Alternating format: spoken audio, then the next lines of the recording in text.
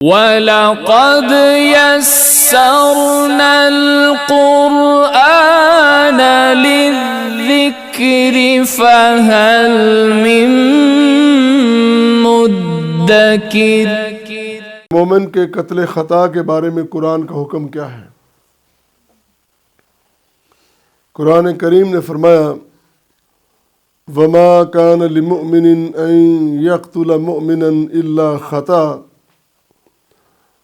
وَمَن قَتَلَ مُؤْمِنًا خَطَأً فَتَحْرِيرُ رَقَبَةٍ مُؤْمِنَةٍ وَدِيَةٌ مُسَلَّمَةٌ إِلَىٰ أَهْلِهِ إِلَّا يَصَدَّقُوا۔ ایک شخص مسلمان ہے، اس کے لیے جائز ہی نہیں ہے کہ کسی دوسرے مسلمان کو قتل کرے۔ مسلمان کی، مومن کی جان کی حرمت اللہ تعالیٰ نے زبردست طریقے سے بیان فرمائی ہے۔ حضرت عبداللہ بن مسعود رضی اللہ تعالیٰ عنہ ذکر فرماتے ہیں کہ نبی کریم صلی اللہ علیہ وسلم نے مسلمان مومن کی جان کی حرمت کے بارے میں جو ارشاد فرمایا کہ اس کی کتنی عظمت ہے، فرمایا لا یحل دم امرئ مسلم یشہد ان لا الہ الا اللہ وانی رسول اللہ الا باحدی ثلاث۔ کوئی شخص جو مسلمان ہے گواہی دیتا ہے کہ اللہ کے علاوہ کوئی عبادت کے لائق نہیں، وہی معبود ہے، اور یہ بھی گواہی دیتا ہے کہ میں اللہ کا رسول ہوں۔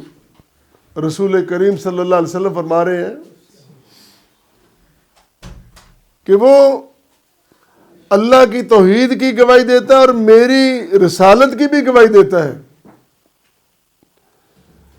کوئی شخص اس کی جان نہیں لے سکتا، اس مسلم کی، اس مسلمان کی جس نے اللہ کی معبودیت کی گواہی دی، جس نے نبی کریم کی رسالت کی، ختم نبوت کی گواہی دی، اس کی کوئی جان نہیں لے سکتا۔ صرف 3 چیزیں ہیں، ان میں سے اگر ایک بات پائی جائے تو پھر جواز بنتا ہے۔ وہ کیا ہے؟ النفس بالنفس۔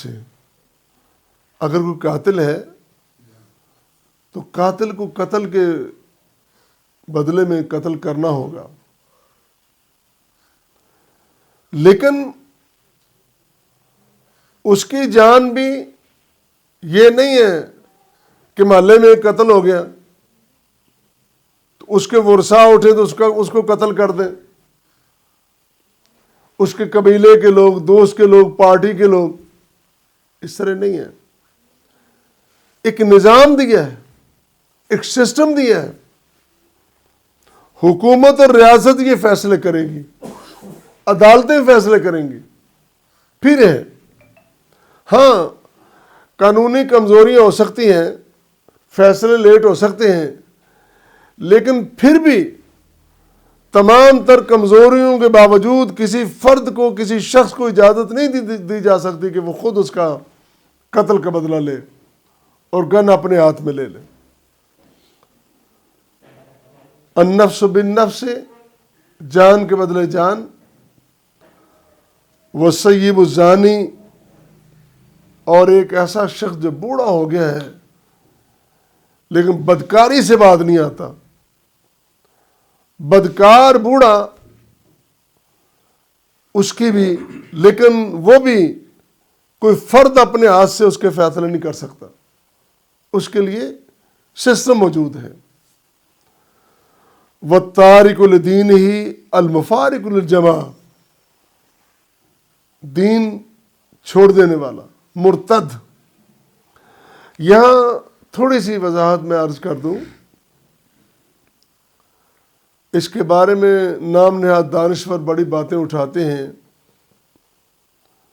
کہ مسلمان مرتد کو نہیں چھوڑتے۔ بڑی سیدھی سی بات ہے، اسلام کی دعوت ہے، جبر کی دعوت نہیں ہے۔ اسلام نے عقل اور شعور کے ساتھ دعوت اسلام دی ہے۔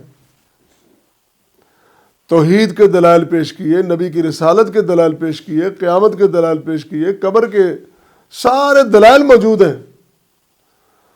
اگر کوئی دعوت سن کر مسلمان ہوتا ہے تو ویلکم،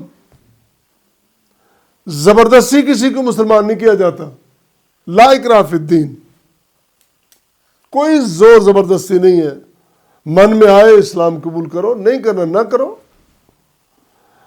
اللہ نے تو پیغمبر کو یہ فرما دیا کہ میں نے آپ کو داروغہ اور تھانے دار نہیں مقرر کیا کہ آپ زبردستی مسلمان کریں۔ جب زبردستی نہیں ہے، اپنی مرضی سے آئے ہو تو پھر رکتے کیوں نہیں ہو؟ پھر تمہیں کیا ہو گیا؟ پھر تمہیں ادھر ادھر جانے کی اجازت نہیں ہے، پھر اللہ کی توحید کا مذاق تو نہ اڑاؤ، پھر نبی کی رسالت کا اور ختم نبوت کا مذاق تو نہ اڑاؤ۔ پھر کس نے تمہیں اجازت دی ہے؟ پھر پابندی ہے، پھر تمہیں اس پہ کار بند رہنا ہوگا۔ اللہ اللہ۔ اسی طرح انسانی خون کی کتنی عظمت ہے۔ فرمایا کہ ایک شخص اگر کسی بندے کو مار دے، ایک بندہ نہیں مارا، کانما قتل الناس جمیعا، ساری انسانیت قتل کر دی۔ اتنا بڑا جرم ہے قتل۔ اس کے بارے میں جب یہ آیت کریمہ جو تلاوت کی، اس کے بارے میں اگر ہم سوچیں تو شان نزول کے بارے میں دو باتیں سامنے آتی ہیں۔ ایک صحابی حضرت عیاش رضی اللہ تعالیٰ عنہ، جو اپنے والدہ کی طرف سے ابو جہل کے رشتہ دار بھی لگتے ہیں، وہ جب مسلمان نہیں ہوئے تھے تو ان پر بڑی زیادتیاں کی گئیں، بڑا ظلم کیا گیا۔ تو جب مکہ فتح ہو گیا،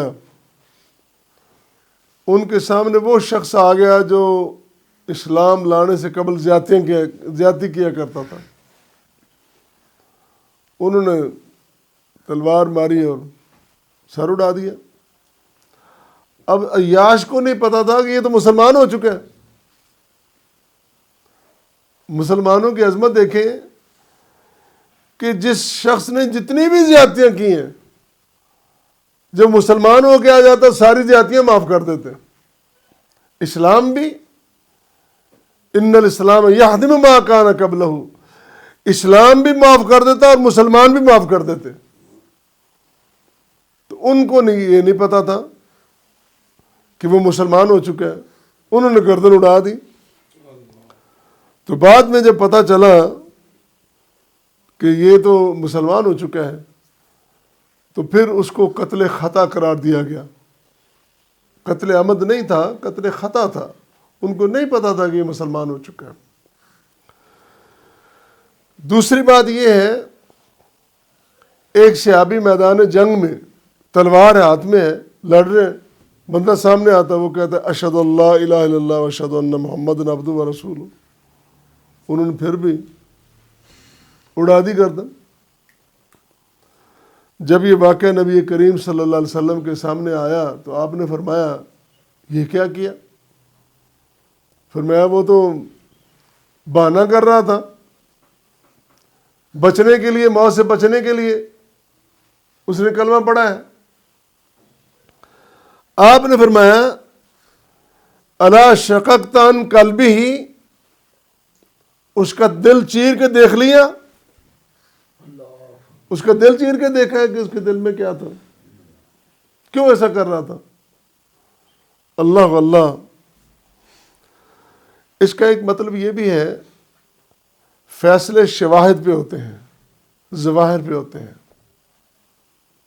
اندر کیا ہے یہ تو رب جانتا ہے نا۔ ظاہری طور پر جو شہادتیں ہیں ان شہادتوں کو دیکھ کر فیصلے ہوں گے۔ ایک بندہ اگر گواہی دیتا ہے، شہادت دیتا ہے اللہ کی توحید کی، نبی کی رسالت کی، آپ اس کو قتل نہیں کر سکتے۔ بس اوقات ایسا بھی ہوا کہ وہ لوگ جن کے نفاق اور کفر واضح ہو گئے نبی کریم صلی اللہ علیہ وسلم کے سامنے، ان کو بھی آپ نے قتل کی اجازت نہیں دی، اس لیے کہ لوگ کہیں گے کہ محمد صلی اللہ علیہ وسلم اپنے ساتھیوں کو قتل کرتا ہے۔ بہت ساری حکمتیں ہیں آپ کی تعلیمات میں۔ تو قتل خطا کا اس کی دیت وہ ادائیگی ہے